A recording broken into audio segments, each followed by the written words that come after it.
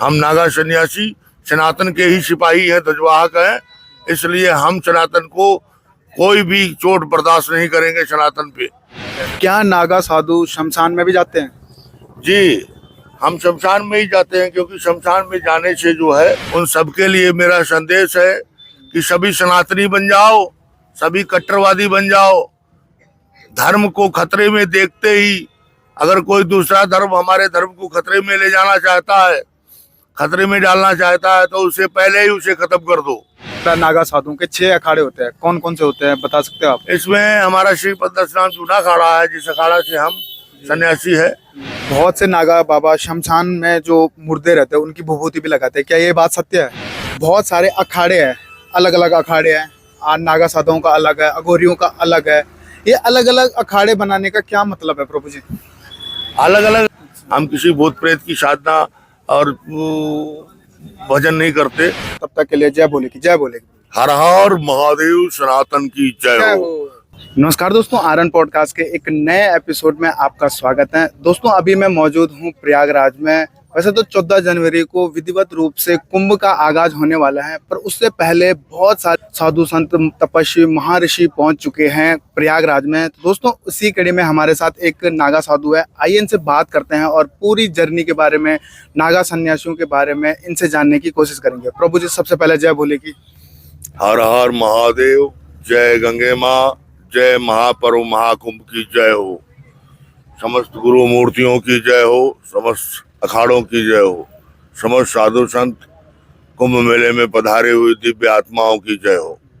प्रभु जी आपका शुभ नाम क्या है? मैं श्री पंत असनाम जूना अखाड़ा का नागा सन्यासी हूँ। मेरा शुभ नाम मेरे गुरु पीरों द्वारा दिया गया, श्री गुरु महाराज के द्वारा दिया गया, संत संतों के द्वारा दिया गया। मेरा छोटा सा नाम है नागा संत अर्जुन पुरी। अर्जुन पुरी जी नागा साधु जी हैं। प्रभु जी सबसे पहला सवाल मेरा यही है, नागा सन्यासी जो होते हैं वो बनते कैसे हैं? नागा सन्यासी एक सन्यास प्रथा है जी। नागा सन्यास का मतलब होता है चित्त से नंगे। चित्त से नंगे। चित्त में जिनके कोई वासना कुवासना विचार कुविचार लालसा कामना इच्छा आदि ना हो, वो नागा सन्यासी। आदि गुरु भगवान शंकराचार्य के अनुयायी हम लोग नागा सन्यासी भगवान शंकराचार्य का अनुयायी है। और हमारे जो है नागा सन्यास की बहुत ही कठिन प्रक्रिया है, उस प्रक्रिया से गुजरना होता है। जो उस प्रक्रिया में सफल हो जाता है उसे नागा सन्यास दिलाया जाता है, अन्यथा लाल वस्त्रों में भगवा वस्त्रों में उसे रखा जाता है। प्रभु जी को कौन कौन सी प्रक्रिया होती है नागा सन्यासी बनने के लिए?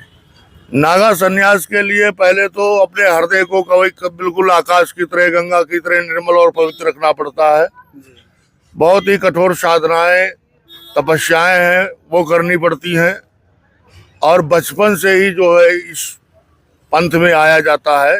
जिनको गुरु पीरों को बचपन में ही जो गुरु पीरों की शरण में दे दिए गए 5 से 11 वर्ष की अवस्था में, वही पूर्ण नागा सन्यासी बन पाते हैं। अन्यथा नागा सन्यासी दूसरे भी वस्त्रधारी भी होते हैं जिनको हम नागा सन्यासी कह सकते हैं, लेकिन वो इस तरीके से जैसे हम दिगंबर रूप में बैठा हुआ है, नग्न, बिल्कुल चित्त से भी नंगा और शरीर से भी नंगा, ऐसे वो नहीं हो सकते। जो बचपन से हमारे अखाड़े में आते हैं, गुरुओं के शिष्य बन जाते हैं 5 से 11 वर्ष की अवस्था में, उन्हें ही नागा सन्यासी बनाया जाता है। बचपन में उनके लिंग का मर्दन कर दिया जाता है, उनको सारी जो है संसार की वासना कुवासनाओं से दूर रखा जाता है, जिससे उसके मन में कभी कोई भी वासना कुवासना नहीं जागती है। और उनका सारा जीवन संसार विश्व कल्याणार्थ तपस्या से गुजरता है। मनुष्य जनमानस जीवों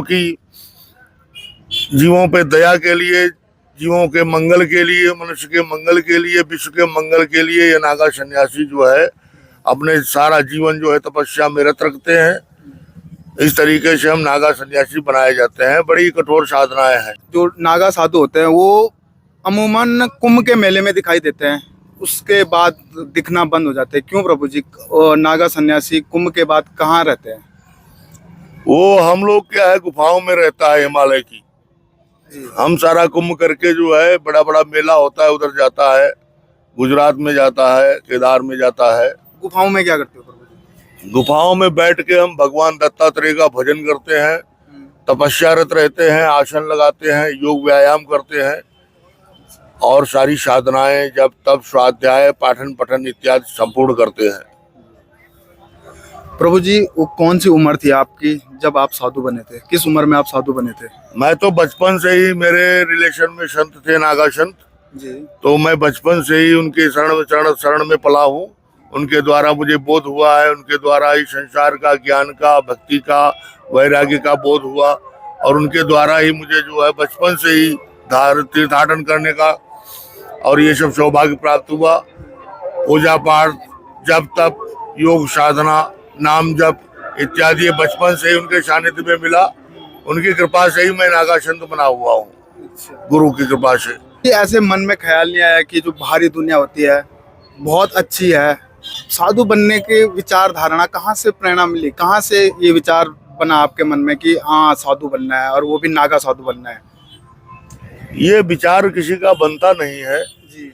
ये सब पिछले जन्मों के अनुसार उनका जो है पिछले जन्म की जो विधियां होती हैं, गतिविधियां होती हैं। जैसे हम पिछले जन्म में भी संत रहे और वो उस परिपक्व अवस्था तक नहीं पहुंच पाए, इसलिए फिर से हम जो है रिटर्न, भगवान ने हमको भेजा कि जाओ फिर से हमारी भक्ति का प्रचार प्रसार करो, अपने सत्य और धर्म का प्रचार प्रसार करो, सनातन का प्रचार प्रसार करो। ऐसे करके कई जन्मों से मेरा संत जीवन ही चला रहा है। कितने साल हो गए आपको संत जीवन में? मेरे को हो गए 55 वर्ष। 55 वर्ष से? जी। अच्छा। संत लाइफ, अच्छा। बचपन से ही संत लाइफ में हूँ ना, इसलिए पूरा जीवन जो हुआ है वो सब संत लाइफ में ही हुआ। प्रभु जी, जो नागा साधु होते हैं उनकी जो तपस्या होती है वो बहुत कठिन होती है। अगर जो नया नागा बाबा बनने की कोशिश कर रहा है, क्या क्या नियमों के साथ गुजरना पड़ता है? आप कोई अगर नागा सन्यासी दिगंबर बनेगा हमारी तरह, तो उसको जो है बहुत से कठिन नियमों का पालन करना पड़ेगा, बहुत सी प्रक्रियाओं को पूरा करना पड़ेगा। जैसे कि सुबह उसको 3 बजे जगाया जाएगा और सारे मंदिर आश्रम में झाड़ू लगवाई जाएगी। मंदिर के भगवान के जो भी आरती के बर्तन हैं, उनके भोग के बर्तन हैं, मंदिर को साफ करना होता है, भगवान को नहलाना होता है, पूजा पाठ समय से करना पड़ता है, समय से गुरु पीरों की सेवा करनी पड़ती है, अन्य जो है तपस्यारत भी रहना पड़ता है, भजन भी करना पड़ता है। और वो क्रियाएं जो नागा साधु की होती हैं वो भी जो है लिंग मर्दन की, वो भी बचपन से करनी पड़ती हैं।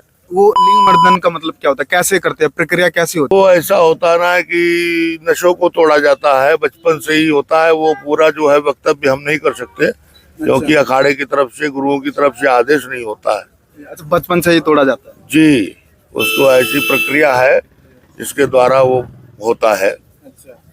बाबा जी, अभी आपने दिगंबर की बात की है, तो दिगंबर होते क्या है? श्री दिगंबर और अलग 2 प्रकार के दिगंबर होते हैं? 2 प्रकार के होते हैं दिगंबर जी। कौन कौन से होते हैं? और एक श्री दिगंबर होता है और दिगंबर होता है। क्या क्या अंतर होता है? तो अंतर ये होता है, श्री दिगंबर जो है रास्ते में, बाजार में, भीड़ में, शहर में, बस में, ट्रेन में, हर जगह जो है नग्न होकर चलते हैं। श्री दिगंबर? हाँ। अच्छा। और हम लोग जो है मेले ठेले में ही नग्न होते हैं, बाकी जो है विभूति तो रमाते हैं, लेकिन हम जो है अपने जो है गुप्तांग पे एक वस्त्र बांध लेते हैं, गमछा। अच्छा। छोटा सा, जब सफर में होते हैं कहीं दैवशात जाना पड़ता है तो। और श्री दिगंबर को, वो हमसे ज्यादा तपस्वी होते हैं, उनका मन जो है हमसे ज्यादा, उनकी इंद्रियों पे उनका कंट्रोल होता है, इसलिए उनको जो है हर समय नग्न रहने का आदेश अखाड़ा देता है। क्या नागा साधु शमशान में भी जाते हैं? जी, हम शमशान में ही जाते हैं, क्योंकि शमशान में जाने से जो है, जो भी पहले तो हमारे अंदर कोई विचार उठता नहीं। डर नहीं लगता है? अगर कभी उठता है तो शमशान में जाने से खत्म हो जाता है। डर काहेगा? शमशान में किस बात का डर? वहाँ तो शांति है, वहाँ तो भगवान का नाम है, वहाँ तो विवेक और बोध है शमशान में। जी। तो प्रभु जी, मैं देख रहा हूँ आपके पूरे शरीर में विभूति लगा रखी है, ये किस चीज की है? ये विभूति लकड़ी होती है, गूलर की, बरगद की, पीपल की और गऊ का गोबर, ये सब जला करके उसको दूध में मार करके आटे की तरह फिर उसको सुखाया जाता है, फिर उसमें अन्य जड़ी बूटियां मिला करके तैयार किया जाता है। तो बहुत से नागा बाबा शमशान में जो मुर्दे रहते हैं उनकी विभूति भी लगाते हैं, क्या ये बात सत्य है? ना, ऐसा नागा संत नहीं करते हैं। वो तो दिखावे के लिए अवगढ़ पौगढ़ जो बने हुए हैं, कोई अवगढ़ है ही नहीं भगवान भोलेनाथ के सिवा। वो अवगढ़ पंथ वाले ऐसा करते हैं। हम नागा सन्यासी जो होते हैं सात्विक विचार वाले होते हैं। हमारा खाना सात्विक, हमारी पूजा सात्विक। हम गणेश, सूर्य, दुर्गा, शिव और भगवान राम को, दत्तात्रेय को मानने वाले हैं। हम किसी भूत प्रेत की साधना और भजन नहीं करते और जो है सिद्ध नहीं करते। हमारा जो है सिद्धि भगवान गुरु दत्तात्रेय भगवान, ये हमारा बैठा हुआ है शेभुजाधारी, अनुसुईया माता का ज्येष्ठ पुत्र, ये हमारा इष्ट देवता है। और तो हम पवित्र और सात्विक देवताओं की उपासना करते हैं और पवित्र और सात्विक हमारा जीवन है, सात्विक हमारा आहार है, सात्विक हमारा विचार है। और सात्विकता को जो है हम पूरे विश्व में फैलाना चाहते हैं। सनातन और सात्विकता, पवित्रता, ज्ञान और वैराग्य, सनातनी ज्ञान। अच्छा प्रभु जी, एक और सवाल है जाते जाते। बहुत सारे अखाड़े हैं, अलग अलग अखाड़े हैं। नागा साधुओं का अलग है, अघोरियों का अलग है। ये अलग अलग अखाड़े बनाने का क्या मतलब है प्रभु जी? अलग अलग अखाड़े हैं नहीं, हमारे 6 अखाड़े नागा साधुओं के हैं। 6 सिर्फ नागा साधु? 7। ये के सामने वाला भी है, ये नागा सन्यासी नहीं बनाता है, ब्रह्मचारी बनाता है। अच्छा, अग्नि अखाड़ा। अखाड़ों का मतलब क्या, पहले ये बताओ प्रभु जी। अखाड़ों का मतलब ये है कि ये सारे अखाड़ा जो एकत्रित होकर, इनमें एक परिषद होता है, इनका संविधान होता है, कानून होता है।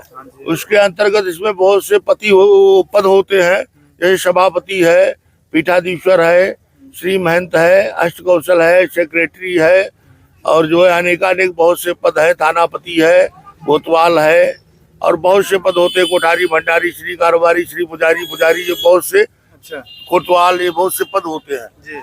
तो थानापति, स्थानापति, बहुत से पद होते हैं। तो पूरा अखाड़ा जो है एक संविधान के अंतर्गत चलता है। अखाड़े का एक संविधान होता है, एक पुस्तक होता है जिसमें अखाड़ा का संविधान रहता है, उसका मेमोरेंडम नाम होता है। और ये जो है अखाड़ा संविधान से चलता है, इसलिए ये अखाड़ा है।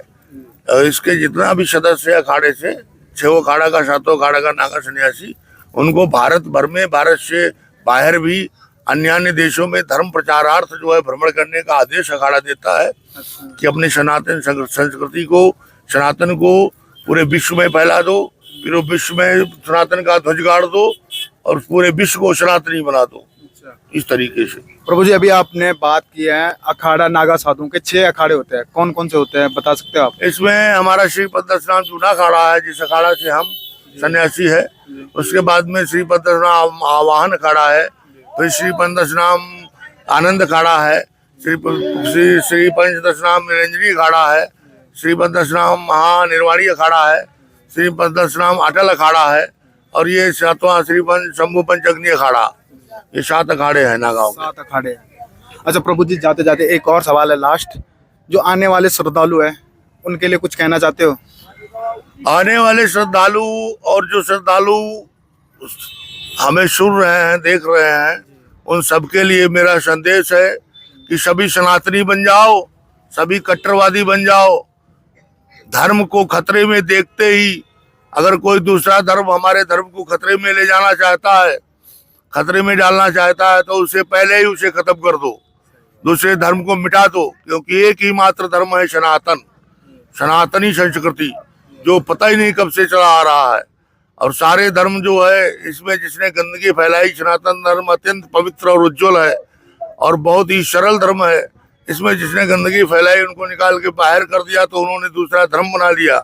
ऐसे करके गंदगी बढ़ती रही, गंदे लोग बढ़ते रहे, तो उन्होंने अपना धर्म बना के आज वो सनातन पे हावी हो रहे हैं, सनातन को मिटा देना चाहते हैं। ऐसा हम लोग कदापि नहीं होने देंगे। इसके लिए कितने भी बलिदान लेने पड़े, चाहे देने पड़े, हम तत्पर तैयार हैं। सनातन संस्कृति को हम कतई भी खतरे में बर्दाश्त नहीं कर सकते। हम नागा सन्यासी सनातन के ही सिपाही हैं, ध्वजवाहक हैं, इसलिए हम सनातन को कोई भी चोट बर्दाश्त नहीं करेंगे, सनातन पे किसी भी प्रकार की। प्रभु जी, एक लास्ट सवाल है जाते जाते, कुंभ के बारे में कुछ कहना चाहते हो? ये महाकुंभ सनातन से चला आ रहा है।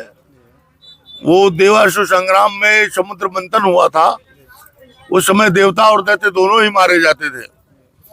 तो देवताओं को अमर करने के लिए देवताओं ने, ब्रह्मा जी ने और भगवान विष्णु ने विचार बनाया कि दैत्यों से संधि करके समुद्र का मंथन करो और जो अमृत निकलेगा वो देवताओं को पिलाया जाएगा, दैत्यों को कमजोर कर दिया जाएगा, देवता मरेगा नहीं और दैत्य मारे जाएंगे। जो अमृत निकला तो दैत्य का अमृत का कलश दैत्य जो है झपट कर भागने लगा। तो जहां जहां वो भगा है कलश लेकर के, जहां जहां अमृत गिरा हुआ है वहां पर ही है पावन महापर्व महाकुंभ लगता है। और इस समय जो है जितनी स्नानें होती हैं उन स्नानों का बहुत ही विशेष महत्व है, उपलब्धियां हैं उनकी, बड़ा ही जो है फलदायक है। ये समय जो आया हुआ है महापर्व महाकुंभ का, ये पहले 150-200 वर्ष बाद ऐसा समय आया हुआ है। बीच में बहुत सारे कुंभ गुजर गए लेकिन वो इतने फलदायी पुण्यदायी नहीं थे जितना ये आपकी बार वाला महाकुंभ लग रहा है। जी।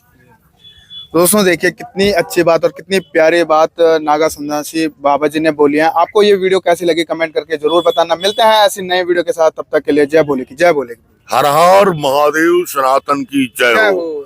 जय गौ माता, जय गोपाल। बहुत बहुत धन्यवाद आपका वीडियो देखने के लिए।